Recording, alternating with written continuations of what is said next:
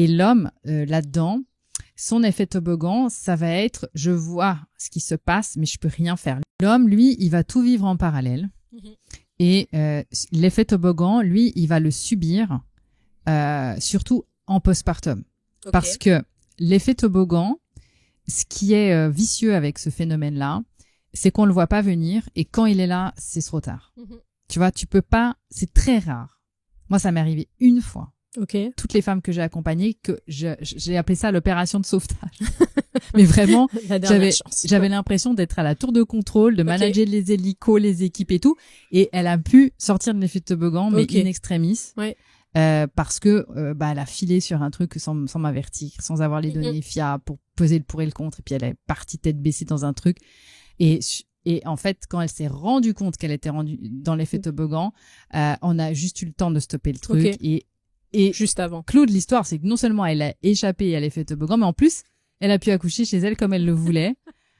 Super accouchement naturel, hyper bien passé. Enfin bref. Ouais. Ça, c'est rare qu'on puisse sortir de l'effet toboggan parce que là, ça peut arriver uniquement quand t'es hyper coaché parce que t'as quelqu'un qui est dédié à toi. Tu vois, sinon, tout seul, c'est no way.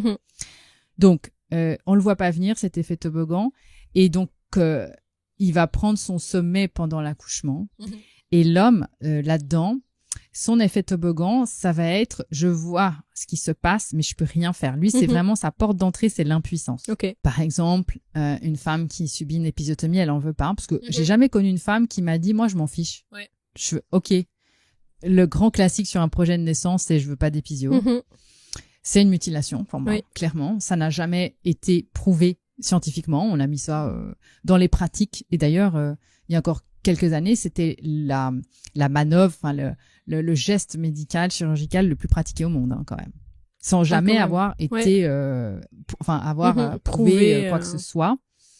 Au contraire, ça favorise les déchirures au 3e et 4e degré, puisque juste, by the way, l'épisiotomie, c'est l'équivalent d'une déchirure au 2e degré. Donc, les femmes veulent pas d'épisiotomie, et l'homme, lui, ce qui va faire l'effet toboggan pour lui, c'est que comme dans la majorité des cas, il a aucune idée de ce qui se passe le jour d'un accouchement parce qu'il se laisse porter par tout ça, puis il savait même peut-être pas qu'il fallait se préparer, il va vivre ce qu'on appelle le phénomène de la plante verte.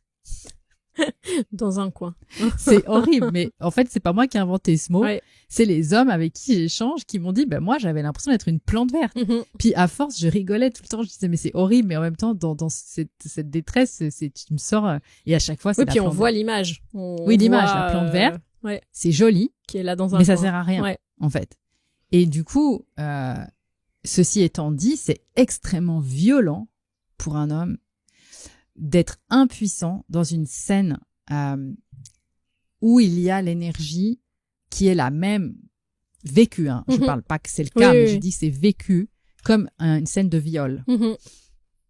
En gros, ce qu'il en est ressorti, en tout cas dans mes recherches, avec tout ce que j'ai observé et échangé, c'est que les hommes vivent ces moments-là, quand ils sentent cette impuissance, comme s'ils assistaient au viol de leur femme sans pouvoir faire quoi que ce soit.